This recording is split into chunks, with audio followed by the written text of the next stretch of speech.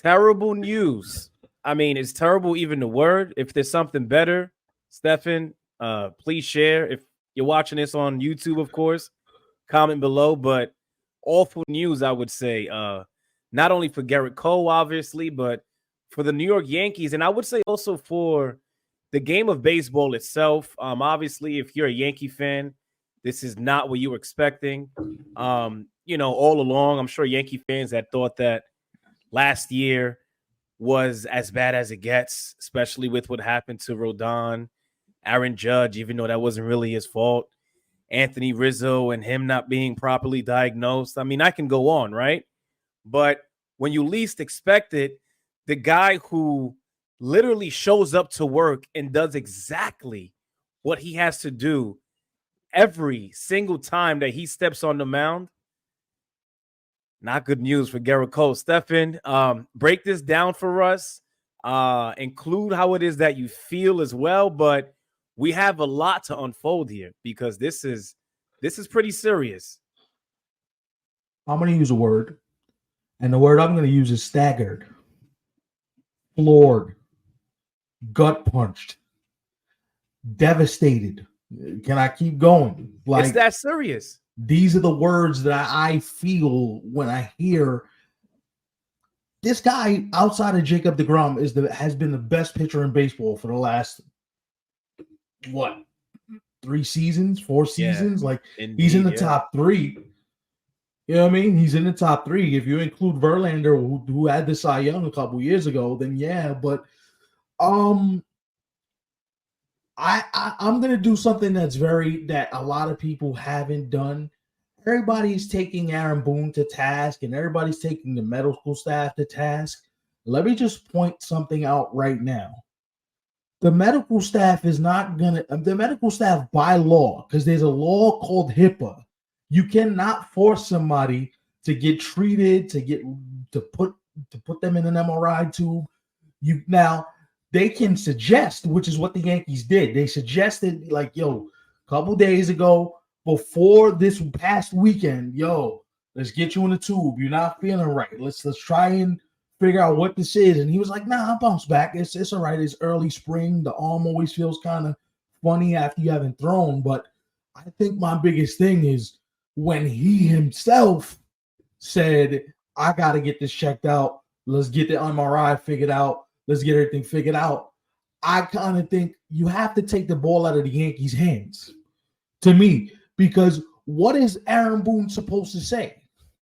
Oh, they lied about injuries. How are they lying about injuries? To me, I would rather protect the player.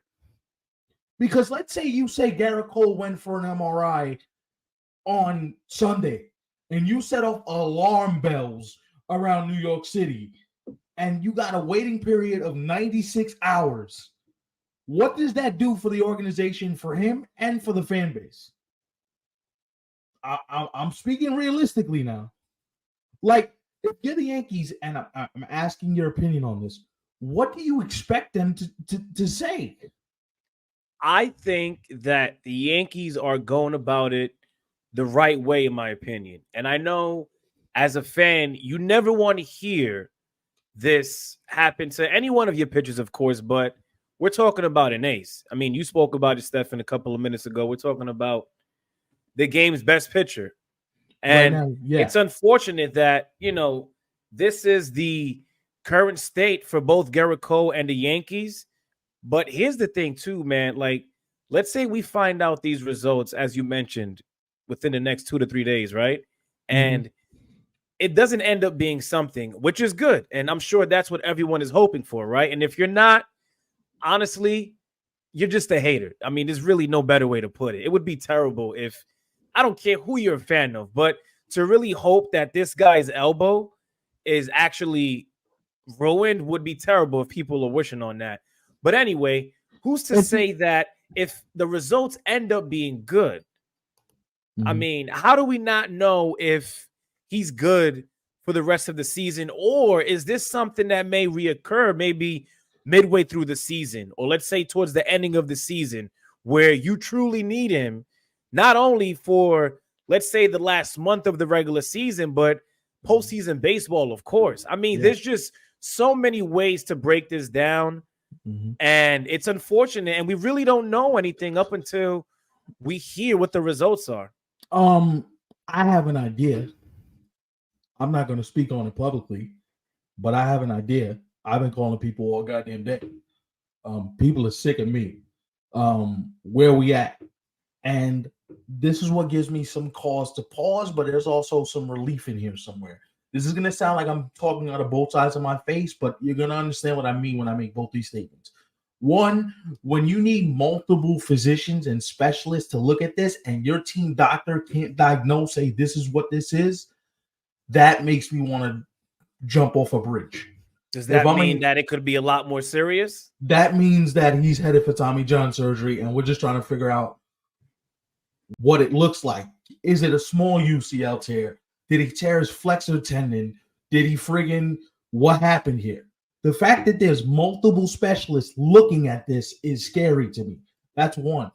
Two, it could be Gerrit Cole just being extra precautious. Like, yo, can we have a couple different people look at this so I know how my body's going to react to this? Because the Yankees medical staff has been shaky over the last couple years with diagnosing injuries. Rizzo's concussions, as you mentioned, Judge a couple of years ago with the rib and the oblique, and nobody knew what the hell it was until he came out and says, yeah, well, this is what it is. Even with the toe, nobody knew he broke his toe until Judge slipped up to media and said, oh, yeah, I broke my toe. What?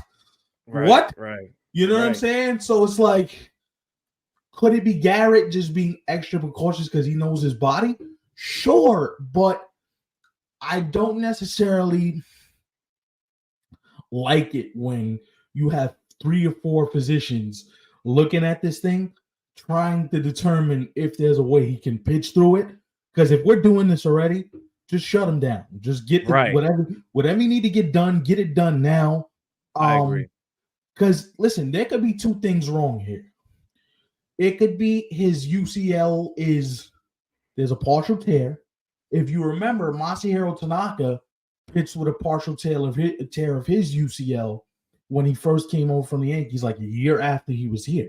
He pitched with a partial tear in his elbow, but Masahiro didn't throw with the level of velocity that Gerrit does. He doesn't throw with the level of power that Gerrit does. So yeah, and Tanaka also wasn't really the same pitcher after that injury. He wasn't. To say that he wasn't, still huge for the Yankees, because he came up big in big moments, but in the playoffs, we definitely remember what Tanaka was early on in his career. Yeah, as opposed to what happened after.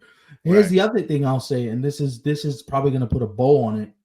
Like, the fact that the Yankees are calling the White Sox and asking about Dylan Cease, and they re-engaged on trade talks, and his talks of the Yankees calling the White Sox to re-engage, that right there says they think he's done for the year.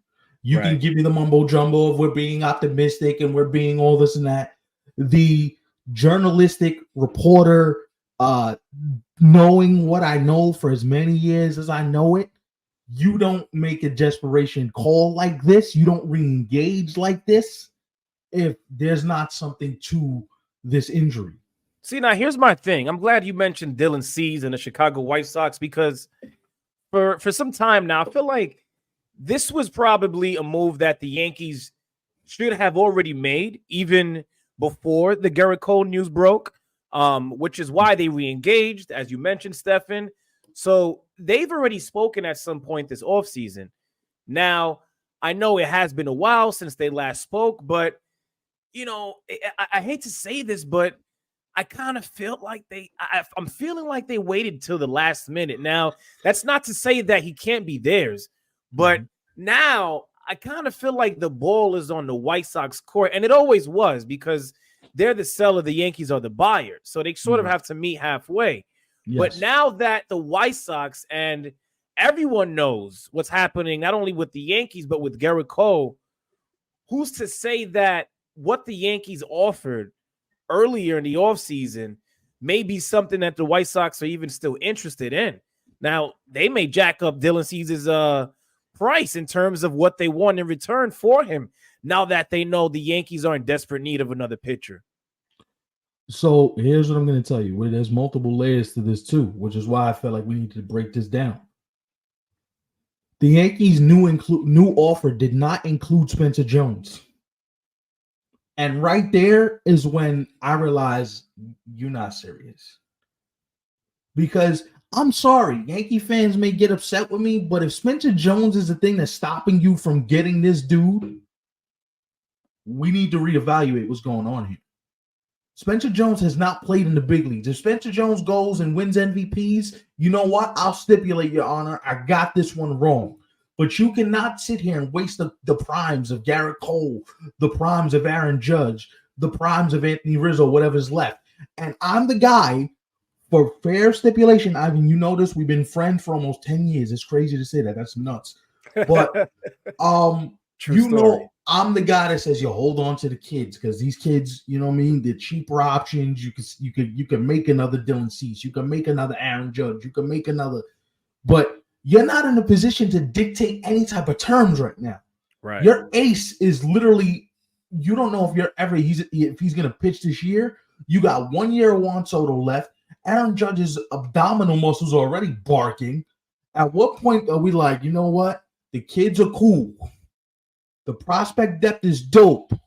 I love having the options, but my team is ready to win and ready to win right now.